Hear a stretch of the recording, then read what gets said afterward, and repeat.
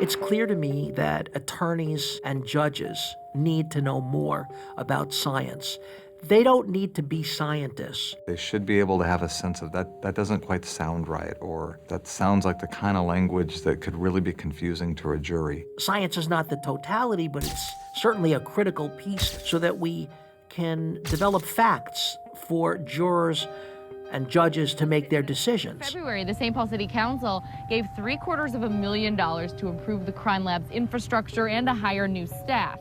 The BCA has done one of the most extensive And studies it's ever only of in blood recent stains years and blood that we have spatters. started focusing on educating ourselves on these different sciences that are being presented beyond this just must be true. The forensic science shows that are on television create this expectation that we always have evidence in cases to test.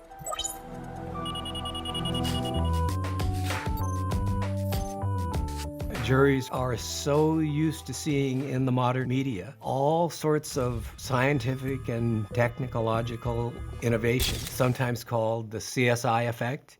It's just not in the cases, and the triers of fact expect it to be.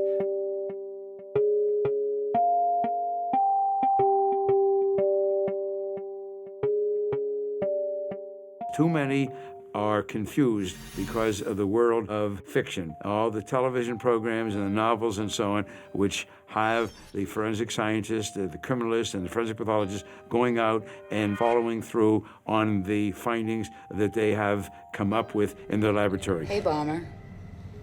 We got your number. That's not what we do.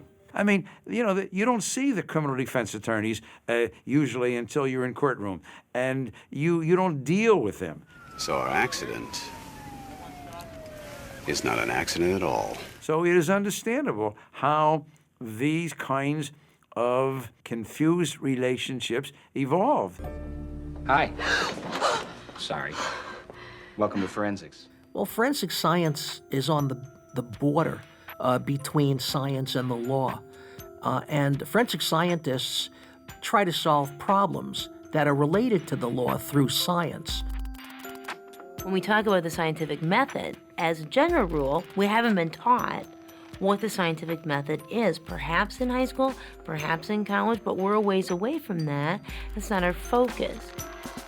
The many disciplines that make up the forensic sciences have the scientific method at their foundation. First, scientists observe the phenomenon at the crime scene, lab, or autopsy suite. Then, they use that data to come up with a hypothesis as to what happened.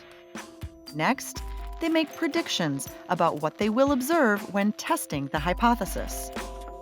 Then they test those predictions through experimentation. And the point is, no matter how many outcomes you get consistent with the validity of the hypothesis, you can always conceive of another test, another experiment. So this becomes sort of a feedback loop situation where a well-tested hypothesis eventually becomes known as a theory, and a well-tested theory can become known as a natural law. And then I think ultimately it's about using the language of mathematics to describe our results. And virtually any question related to a criminal matter or a civil matter that can be answered by science requires an in-depth study of the underlying basic science that supports the forensic scientist. The goals of science in general, that answer almost becomes personal, right? Because I think you could get several scientists in here and philosophers of science and probably get a pretty good arm wrestling match. For me personally, I think it's about advancing knowledge and understanding the world around us. The Trombley house fire? Mr. Trombley was allowed to dig through the debris the other day, and guess what he found? A metal button in the shape of a cat. I was supposed to guess that.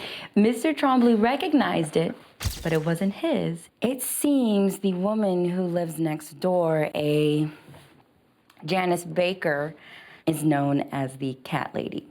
And she's also known for a particular jacket she wears every single day of the year. So how did her button get into the house? That's a fine question. since Mr. Trombley never allows anyone inside to see his lifestyle.